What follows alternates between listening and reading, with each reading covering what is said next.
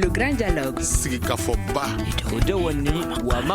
Le Grand Dialogue, l'émission des débats du Studio Tamani sur votre radio. Le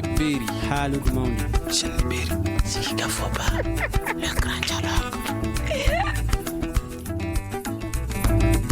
Quel est l'impact des médias sur les droits et l'autonomisation des femmes? C'est le thème du Grand Dialogue de ce soir et nos invités, ils sont 4.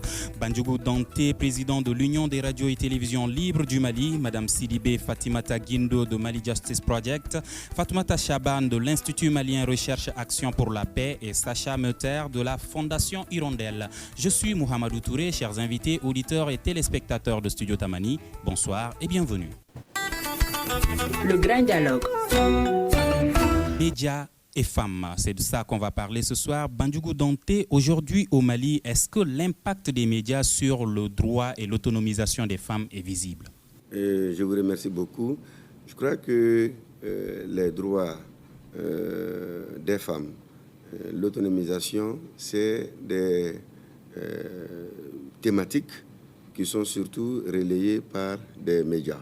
Parce que c'est vrai que nous assistons à l'émergence d'organisations de la société civile et même de pouvoirs publics qui prônent effectivement la promotion de la femme, l'émergence de la femme, les droits de la femme, l'autonomisation de la femme. Ces différentes politiques trouvent un écho favorable auprès des populations parce que les médias sont en train de faire un travail remarquable dans ce domaine, notamment les médias radio. C'est à travers les médias que l'on a parfois l'impression que ce phénomène dont on parle est une nouveauté.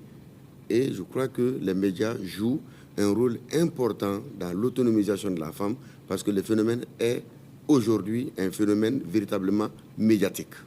Madame Sidibé Fatimata Guindo, les médias jouent un rôle remarquable, c'est ce que dit Bandjougou Danté. Est-ce que ce rôle remarquable est réellement visible sur le droit et l'autonomisation des femmes? Merci beaucoup. Et effectivement, les médias ils jouent un très grand rôle. D'abord, l'information. C'est à travers les médias que les femmes reçoivent l'information sur leur environnement, sur ce qui se passe. Et les droits de la femme, comme vous le savez, ça s'acquiert. Et cela s'acquiert d'abord à partir de l'information qu'elles reçoivent et aussi à partir des expériences des différentes zones, des différents pays. Donc les médias, comme on le dit, rapprochent les peuples. Donc c'est vraiment un grand moyen d'information, de sensibilisation pour que les femmes vraiment s'assument pour cette autonomisation. Je confirme. D'accord. Alors, Fatoumata Chaban, expliquer le rôle des médias, c'est vrai, mais aujourd'hui, quand on va sur le terrain, est-ce qu'on a l'impression que les femmes sont conscientes, connaissent leurs droits et qu'elles sont autonomes? Merci pour l'invitation. D'abord, moi, j'aimerais qu'on ne déduise pas l'autonomisation des droits des femmes parce que c'est une thématique des droits des femmes. Donc, déjà, si on parle de la promotion des droits des femmes, l'autonomisation fait partie. Maintenant, le rôle des médias, ça se sent sur le terrain parce que la radio, par exemple, la radio, c'est le type de média la plus écoutée. Et ça, que l'on soit en zone rurale ou en zone urbaine, je vais donner un exemple. Nous sommes dans la recherche, nous partons dans des localités qui ne sont pas en contact avec les organisations de la société civile, mais qui ont quand même certaines informations grâce à la radio. Parce que dans ces localités-là, chaque famille a au moins une radio. Chaque famille écoute, dans chacune de ces familles-là, il y a au moins une personne qui écoute la radio par jour. Et ça, c'est très important. Et maintenant, c'est aux médias d'utiliser ces moyens qu'ils ont pour donner de l'information, mais la bonne information. Et surtout, faire comprendre à ces femmes-là ces droits. Au lieu de les demander, de les réclamer, leur faire comprendre d'abord c'est quoi leurs droits et quelles sont les thématiques qui sont dans ces droits-là. Sacha Meuter, aujourd'hui, sur quels critères peut-on se baser pour dire que l'impact des médias sur l'autonomisation, l'accès aux droits des femmes est positif ou négatif? Au niveau de la recherche proprement dit, c'est vrai que c'est un défi. Ça reste un défi de démontrer effectivement le lien entre un certain média et la promotion de certains droits. La façon dont on essaie de le faire, c'est d'aller à la rencontre des auditeurs et d'essayer d'évaluer leur niveau de connaissance par rapport à certaines problématiques et de voir si ce niveau de connaissance évolue en fonction des informations qui sont données à travers les médias. Et c'est en faisant cela que l'on voit qu'un média qui amène des informations pertinentes sur des problématiques proches des gens, dans les langues qu'ils comprennent, ça a un rôle très très important pour éveiller les consciences sur des problématiques, sur des droits et sur ce qu'on peut faire pratiquement pour améliorer sa situation. Aujourd'hui, vous avez mené une étude de ce type au Niger. Quelles ont été les réactions des populations par rapport à ce sujet? Tout à fait. On a mené une étude qu'on appelle une étude d'impact, donc une étude qui a pour but de mieux comprendre quel est notre effet, quel est l'effet de notre média au Niger. Pour ce faire, on a eu beaucoup de rencontres avec des auditeurs, des auditrices dans différentes parties du pays, et on a essayé d'évaluer leur niveau de connaissance sur des problématiques. Et la première action qu'on a, que ce soit auprès de femmes rurales, de femmes urbaines, d'hommes, etc., c'était un besoin d'information, une demande pour plus d'informations et de meilleures informations. Quand on leur fournit ça, quand un média leur fournit ce type d'informations, on voit que cela stimule l'envie de participer, d'agir, d'être une partie prenante. Cela renforce la capacité à faire valoir ses droits et à les mettre en œuvre. Donc, globalement, je dirais que les audiences nous disent on veut des médias professionnels, équilibrés, qui parlent des réalités que nous vivons et de ce qu'on peut faire pour améliorer notre situation. Donc, globalement, la réaction par rapport à ce type de médias est très positive. Il y a aussi des inquiétudes. Il y a des inquiétudes notamment liées à l'utilisation croissante des réseaux sociaux, des médias sociaux, qui posent des problèmes, qui posent des défis. On avait des femmes qui nous disaient « nos filles vont à l'école, elles cachent les écouteurs sous leur voile et elles n'écoutent plus les cours ». Donc voilà, ça pose des défis aussi, ces nouvelles technologies et ces médias. Ce que je dirais, c'est que le plus important, ce n'est pas tellement de savoir si on s'informe sur les médias sociaux ou à travers la radio. Ce qui est important, c'est le type de contenu médiatique que l'on va consommer. Et que cela soit sur la radio ou sur les médias sociaux. Et là, il y a vraiment un rôle très important à jouer pour des médias professionnels dans un monde où il y a de plus en plus d'informations qui est accessible, de s'assurer que dans tout ce bruit, il y a une information de qualité qui correspond aux attentes de la population dans une langue qu'ils peuvent comprendre. D'accord. Pour que l'impact puisse être positif, il faut que les médias soient professionnels. C'est ce que Chacha Meter dit. Est-ce que Bandjougou Danté au Mali, les médias qui existent aujourd'hui sont professionnels? Nous sommes dans un contexte de diversité médiatique. Et dans cette diversité médiatique, je pense que les questions liées à l'autonomisation de la femme sont des questions qui apparaissent comme étant des notions nouvelles pour certains médias. Pour certains médias parce que ceux qui s'intéressent à la question ne l'abordent pas parce qu'ils ont obtenu des formations, mais l'abordent parfois en fonction de leur vécu, ce qui est extrêmement important. Donc de plus en plus, nous avons des ONG qui sont spécialistes de ces questions comme la dame de ma gauche et celle de ma droite. Je pense que c'est des questions aujourd'hui qui ne sont pas des questions d'amateurs. Il y a des normes, il y a des principes qui aujourd'hui doivent être connus par un média se disant sérieux et qui doit diffuser des informations. Parce que pour parler d'un sujet, le plus important d'abord pour le journaliste, l'animateur, c'est de faire la connaissance du sujet. Il y a une recherche à faire il y a une documentation à chercher sur le sujet. On ne vient pas parler parce qu'on sait parler ou parce qu'on peut parler, mais il faut parler sur ce qu'on connaît parce que vous êtes censé éclairer la population. Je pense que les ONG qui interviennent dans ce domaine-là ont une responsabilité sociale de formation et d'information des médias qui doivent informer. Est-ce que cet aspect est pris en compte dans vos activités, Madame Sidibé? Dans les activités de Mali Justice Project, bien sûr, parce que c'est un projet qui s'occupe de l'accès aux droits, notamment aux couches vulnérables, dont les femmes et les enfants. Donc, parlant de l'autonomisation, parlant de l'accès à la justice, par exemple, nous pensons que les médias jouent un rôle capital dans ce sens que, d'abord, il faut contextualiser les concepts et bien expliquer. Par exemple, quand tu dis autonomisation globalement, et comment le traduire dans une langue nationale telle qu'en Bambara ou en Peul ou en Dogon. Donc, il faut bien expliquer ce qu'on veut. Ne pas trouver des mots, traduire un mot par un mot, mais expliquer ce qu'on veut et faire comprendre un peu comment cette situation est vécue dans le milieu. Parce qu'il y a des manières d'aborder un sujet.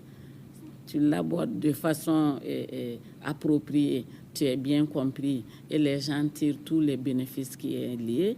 Et aussi parce que l'autonomisation, les médias jouent un facteur d'influence extérieure. Mais l'autonomisation en elle-même vient des femmes elles-mêmes. Ça vient de l'intérieur, tu vois. Mais les informations que les sujets reçoivent sont capitales pour amener quelqu'un à prendre une décision. Donc, dans le cas du Mali Justice Project, par exemple, nous informons, par exemple, nous avons élaboré 100 fiches sur plusieurs thématiques, telles que l'héritage, telles que la vie courante même, quand tu as un problème avec ton locataire ou les cas de violence conjugale.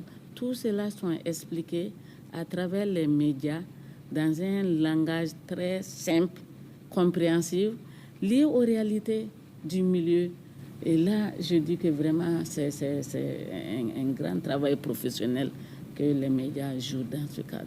D'accord, tout cela est expliqué. Mais réellement, je reviens sur la question, Fatmata Chaban. Est-ce que les femmes maliennes connaissent déjà même leurs droits? Alors, là, c'est la grande question. Je vais revenir un peu en arrière parce que lorsqu'on parle des droits de la femme, les uns et les autres ne voient que le côté droit. Alors qu'il y a certaines thématiques et certaines problématiques, des problématiques qui sont liées au droit. Il y a un contenu. Par exemple, sur le projet promotion de la place de la femme que IMRAP exécute avec Studio Tamani, nous avons pris un certain nombre de thématiques. Et ces thématiques, nous les traitons dans différentes localités. À chaque fois que nous traitons une thématique, nous nous rendons compte que c'est une partie des droits des femmes, mais peut-être que pour ces femmes-là, ça ne fait pas partie de leurs droits parce que ça passe de façon naturelle. Mais comprendre leurs droits, elles savent, il y a une grande partie des femmes qui savent qu'elles ont des droits, mais elles ne savent pas comment être dans leurs droits. Parce qu'on nous a toujours montré le côté réclamation de droits, mais pas être dans le droit, se battre pour quelque chose ou contre quelque chose. On a montré que les femmes sont en train de se battre contre les hommes pour leurs droits, mais qu'elles ne se battent pas pour leurs droits. Donc c'est là un peu la petite difficulté. Je voulais un peu compléter ce que Madame Fatoumata vient de dire par rapport à la compréhension des thématiques, des différentes thématiques des droits des femmes. Il faut surtout, il faut traduire dans nos langues, mais il faut surtout adapter chaque thématique à la localité dans laquelle nous sommes.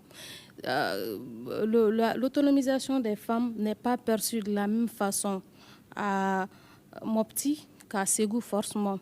On peut se rendre dans une localité de Ségou où les femmes sont autonomes. Mais pour elles, ce n'est pas un droit, c'est de façon naturelle et les hommes sont d'accord.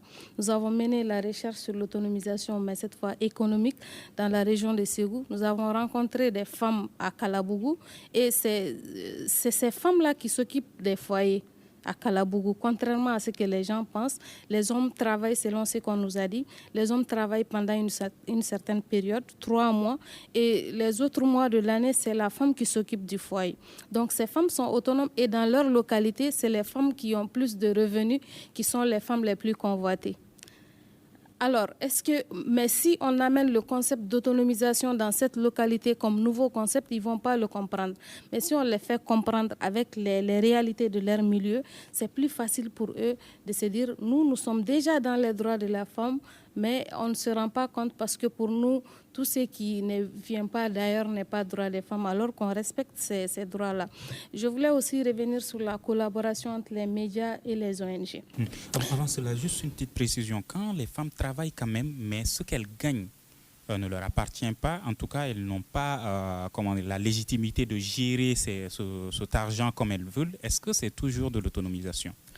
D'abord, il faut faire un pas. Il faut que ces femmes-là arrivent à gagner quelque chose, qu'on les laisse gagner quelque chose, qu'on les laisse exercer. C'est aussi une autonomisation. Parce qu'il y a des localités dans lesquelles les femmes n'ont pas le droit d'exercer une activité génératrice de revenus. Donc, c'est déjà un pas pour que ces femmes-là, maintenant, que ces revenus que ces femmes ont, arrivent à les permettre d'avoir plus d'autonomisation ou qu'elles soient plus libres. Là, ça se traite sous un autre angle, mais pas sous l'angle de forcément de l'autonomisation. Elles ont un revenu, mais comment elles utilisent, on peut traiter ça ailleurs. Mais c'est déjà un grand pas de les permettre quand même d'exercer une activité. D'accord. La collaboration entre... La collaboration, oui. Monsieur Dante disait tout de suite que les organisations de la société civile doivent travailler avec les médias. Les ONG sont proches des populations. Les médias sont proches, mais il n'y a pas ce contact physique-là entre les médias et les populations. Mais les ONG ont ce contact physique. Si on prend les cas des violences et les autres thématiques des femmes, les ONG partent vers ces populations, on discute, et même pour les violences, les femmes viennent vers les ONG pour se confier. Alors que la radio, c'est l'information, mais il n'y a pas de contact physique. Maintenant, c'est aux ONG de prendre, là où il y a les difficultés de compréhension des concepts, de mettre les médias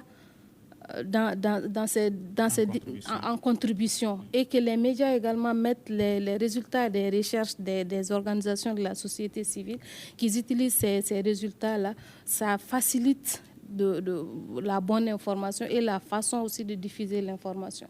On peut passer toute la journée à donner une information sur l'autonomisation, sur l'excision, mais si on ne prend pas les bons termes, on n'utilise pas les bons termes et les termes adaptés, le message ne va pas passer. Voilà, la collaboration permettra de relever ce défi-là. D'accord.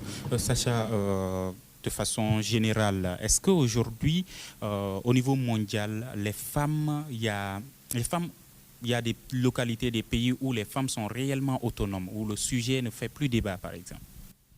Je crois qu'au niveau mondial, il y a une évolution sur ce sujet.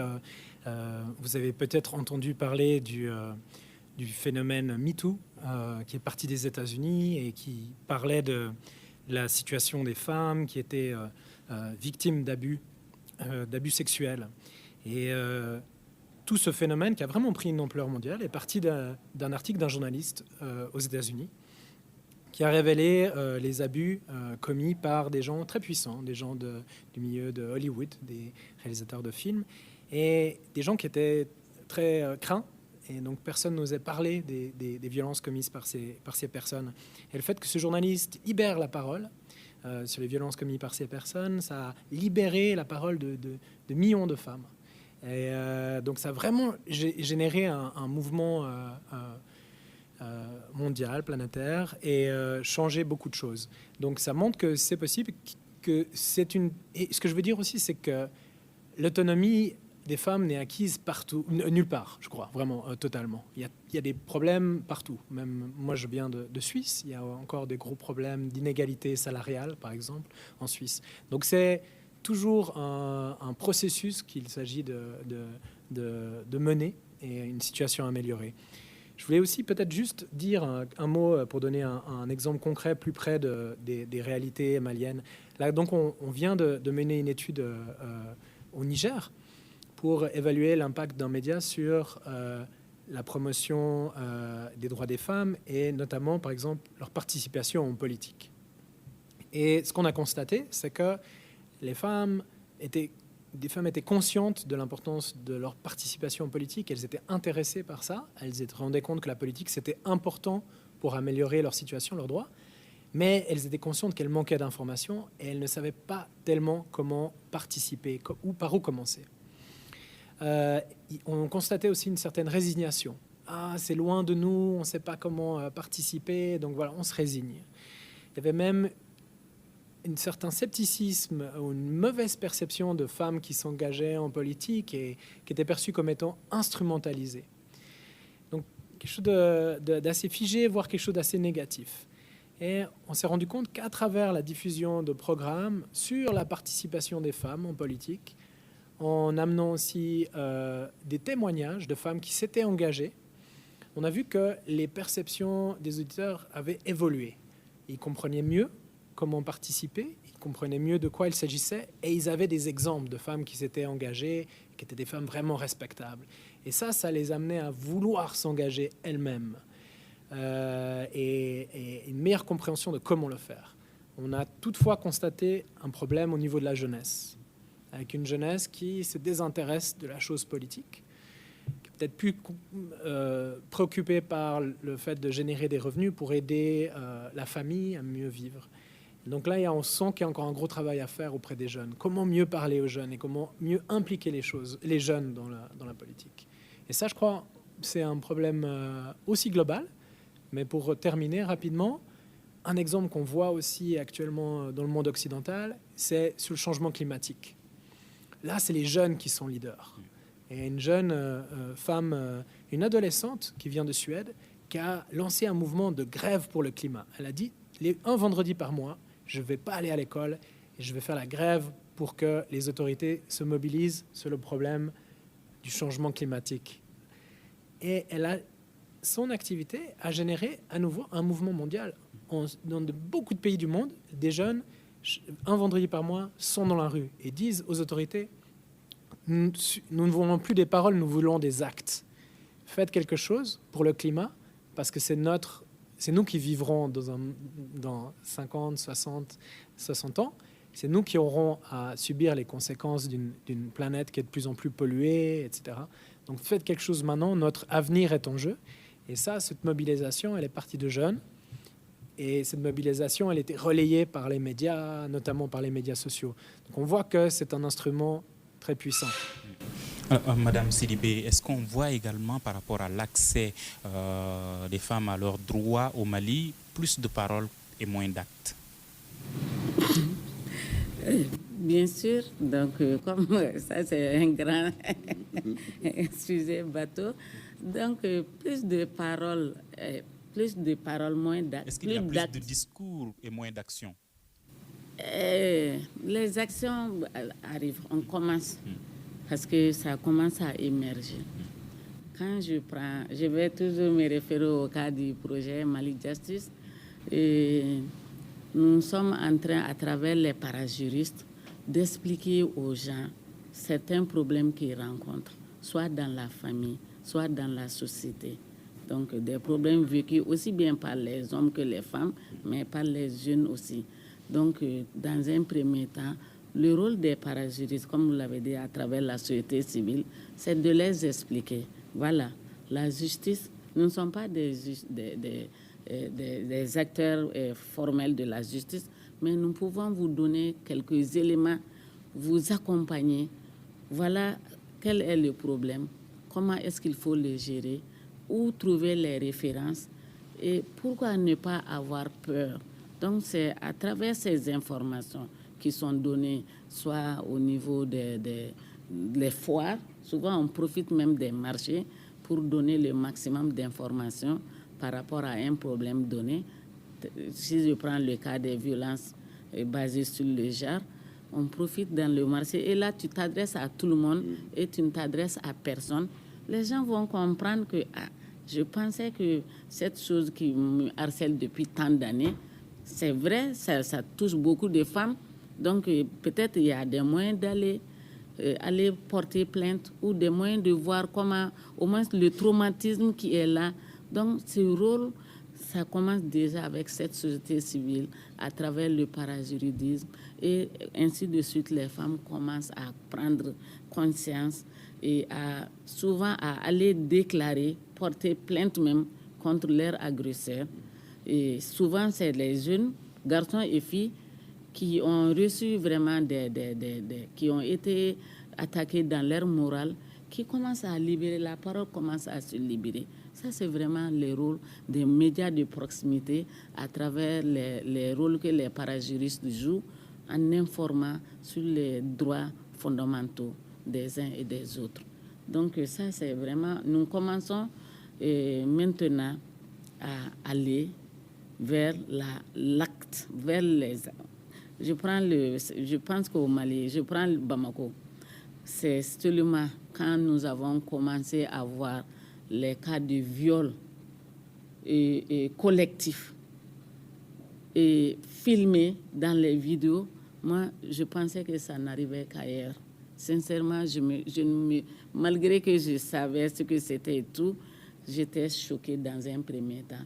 Mais dès qu'il y a eu des marches, il y a eu des sensibilisations, informations, le projet de justice pour le Mali a formé les magistrats. Nous avons formé les organisations les OPJ, les officiers de police judiciaire, les agents de police judiciaire. Nous avons fait une formation au niveau des acteurs de prise en charge holistique des victimes de VBG. Par exemple, depuis l'école, qu'est-ce qui se passe? Donner l'information, que la communauté soit informée. C'est pourquoi je dis que les médias jouent un rôle capital. Les vieux, en leur temps, il y a des choses qu'ils vivent maintenant qu'ils ne savaient pas. Donc, au niveau de l'école, l'information est donnée. Au niveau de la police, parce que généralement, en brousse, quand il y a un problème, on va à la police.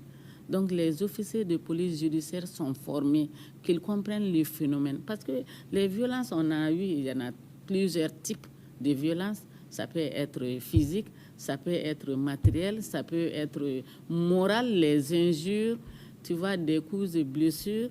Donc, tous ces acteurs ont été formés pour que vraiment ils soient alertes.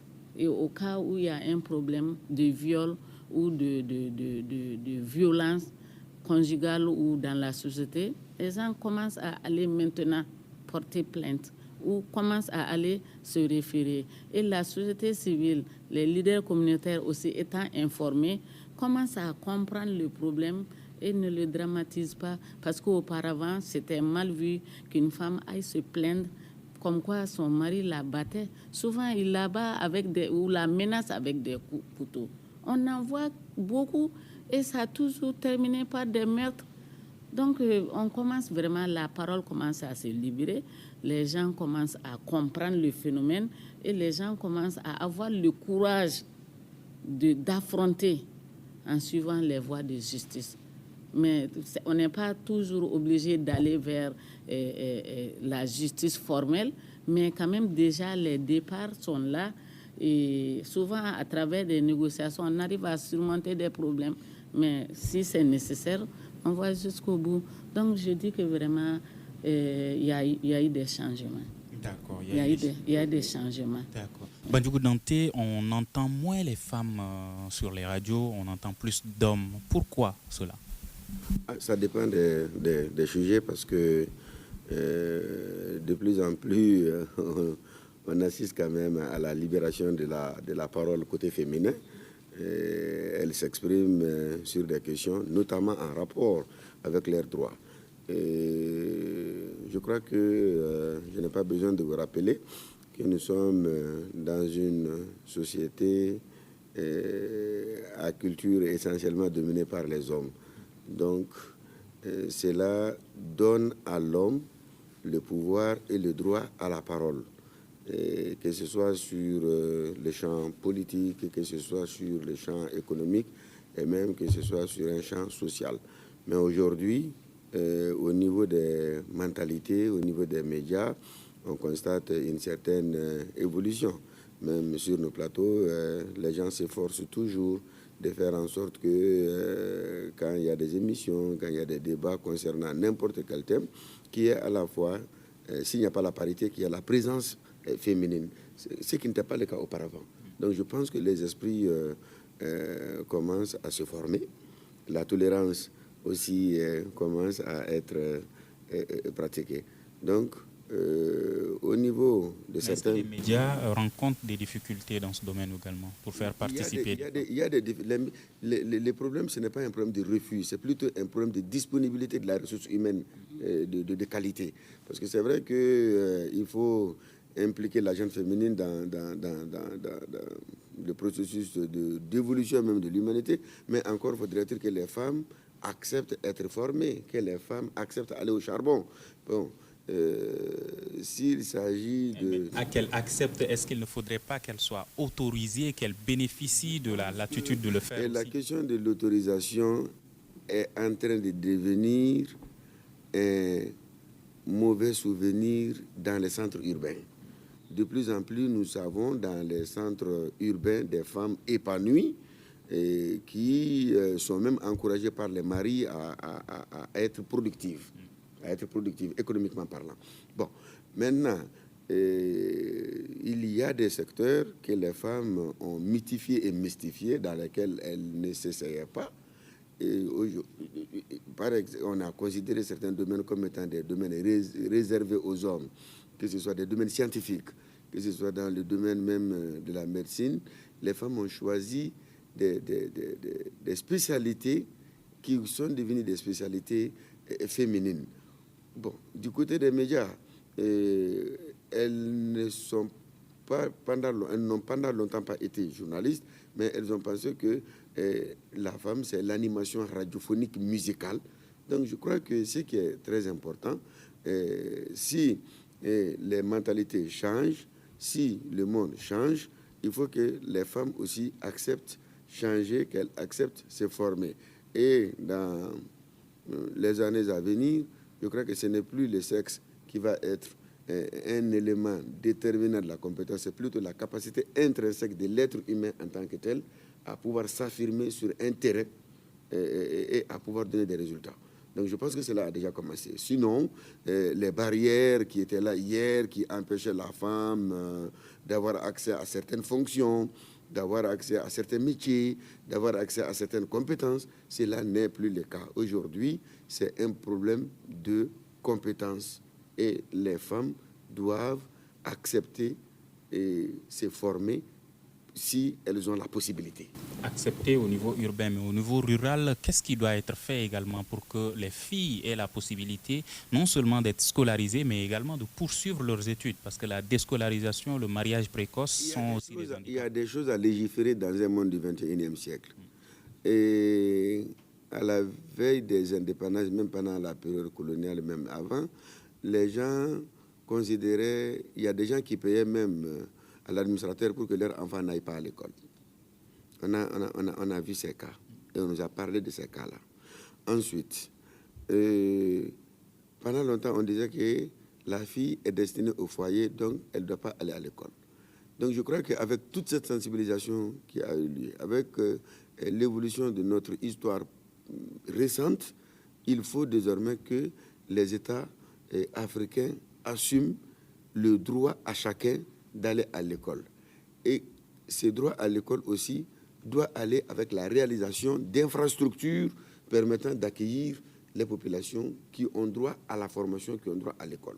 Donc je pense que si on arrive à avoir un pays organisé, un pays dans lequel l'accès à l'éducation est facile, un pays dans lequel l'accès à la formation et les conditions permettant d'être formés sont réunies partout où on se trouve, qu'il n'y ait pas deux pays dans un pays au XXIe siècle et l'autre à la préhistoire.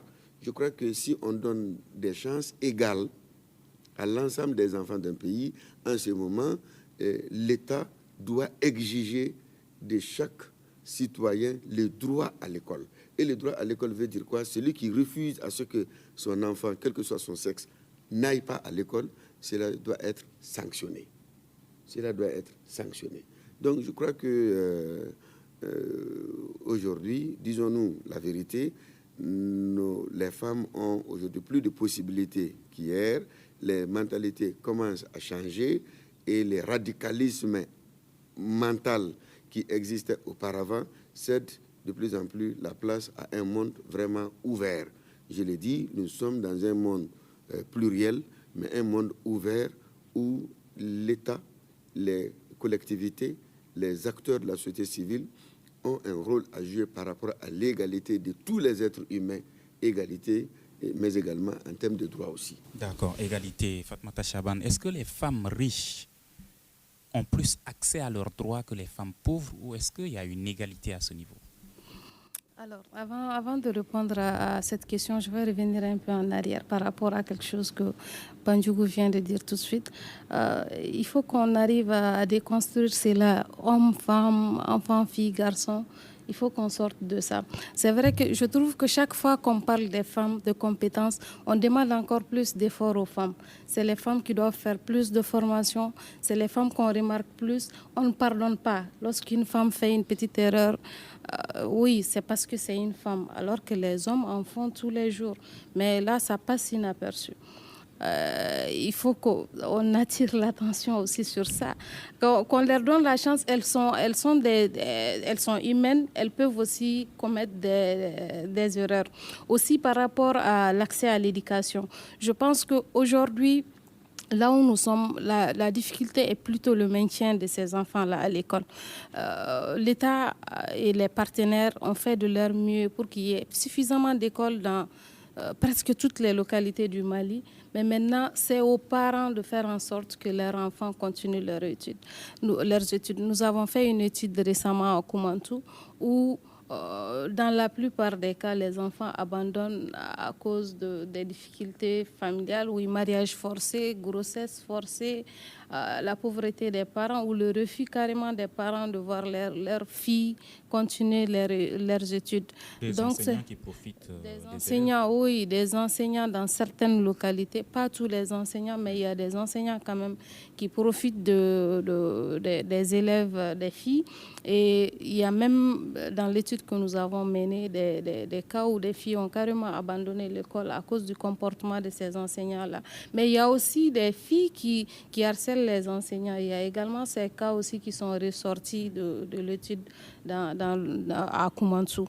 Donc, si on revient un peu à l'égalité de chance, oui, les femmes, je pense qu'en droit, il n'y a pas de riches ou de pauvres. On est tous égaux devant la loi. Qu'on soit une femme riche, qu'on soit une femme en zone rurale ou en zone urbaine, on a tous les mêmes droits. Maintenant, les chances, l'égalité de chance, là, c'est là qu'il y a toute la difficulté. Une femme qui est aujourd'hui, je parle d'aujourd'hui, une femme qui est dans une zone de conflit n'a pas, par exemple, les mêmes chances qu'une femme qui est dans une zone où c'est paisible. On ne peut pas dire que les filles qui sont dans la région de Mopti aujourd'hui, où les écoles sont fermées, ou dans la région de Kidal, elles sont toutes des Maliennes, elles ont les mêmes droits, mais on ne peut pas dire qu'aujourd'hui, elles ont une égalité de chance parce que celles qui sont dans les zones de non-conflit partent à l'école alors que leurs camarades qui sont dans les zones de conflit n'ont pas accès à l'éducation aujourd'hui. Je vais revenir aussi par rapport au discours. Juste toujours par rapport à l'égalité, est-ce que les femmes pauvres également ne se concentrent pas généralement sur le quotidien, chercher à vivre, rester dans une famille paisible, alors que les femmes qui sont déjà riches, qui sont autonomes en quelque sorte, quand elles sont violentées ou quand elles sont victimes d'une injustice, se donnent quand même la peine d'aller vers la justice? C'est pas ce que je pense parce que derrière les visages de ces femmes riches, comme tu le dis, de ces femmes qui semblent autonomes. Il y a des femmes qui sont violentées dans leur foyer. Et c'est ces femmes riches, ces femmes autonomes qui sont celles qui sont plus silencieuses sur les violences que celles qui sont dans les zones rurales ou celles qui sont pauvres. Ce que ces femmes subissent dans leur foyer, la plupart, c'est 1000 fois pire que ce que les autres subissent, mais elles n'en parlent pas parce qu'on leur a donné un niveau, un standing où on s'est dit qu'un homme ne peut pas ne peut pas les violenter, ou un homme ne peut pas avoir un pouvoir sur ces femmes-là, alors que dans les violences, toutes les femmes qui sont au foyer, en tout cas une fois dans leur vie, subissent une sorte de violence, que ça vienne de l'époux, de sa famille ou même de la société carrément. D'accord. Vous parlez du discours? Oui, tu parlais tout de suite du discours. Il y a trop de discours, mais on ne voit pas sur le terrain. Moi, je pense qu'il y a des efforts, et ces efforts sont à saluer. Les organisations de la société civile du Mali fournissent beaucoup d'efforts, mais il reste encore beaucoup d'efforts à fournir, parce qu'à certains endroits, il va falloir qu'on change d'approche.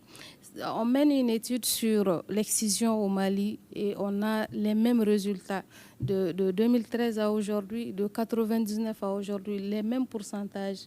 Alors, qu'est-ce qui n'a pas marché? Est-ce qu'on a la bonne méthodologie? Est-ce qu'on sensibilise les bonnes personnes? Est-ce qu'on a cherché à savoir ces gens qui exercent qui pratiquent l'excision? Je prends un exemple sur l'excision. Ces gens qui pratiquent l'excision, pourquoi ces gens continuent de pratiquer l'excision malgré toutes nos sensibilisations? Les gens qui ne pratiquent pas, pourquoi ces gens ne pratiquent pas? Si on essaye de voir des deux côtés, je pense qu'on peut avoir des solutions et les pourcentages pourront s'améliorer. Sinon, on ne peut pas comprendre qu'après toutes ces années de combat et de lutte, qu'on reste encore avec les mêmes pourcentages. Et sur les autres formes de violence également, il y a toujours eu des violences, mais maintenant avec les réseaux sociaux, les gens en parlent plus et on est tous au courant. Dès qu'il y a une violence dans la famille à côté, au lieu que moi je parte intervenir, je prends d'abord mon téléphone, je filme pour que je puisse mettre sur les réseaux sociaux. Donc, il y a aussi ce poids des réseaux sociaux. Et voilà, et le problème, ce n'est pas un problème de texte, mais de pratique. On a des textes, les textes internationaux sont là, mais il faut qu'on aille vers la pratique. Il faut qu'on consulte ces populations-là pour savoir ces choses qu'elles ont, d'où est-ce que ces choses-là viennent et pourquoi, malgré tout, ces populations tiennent à ces pratiques-là.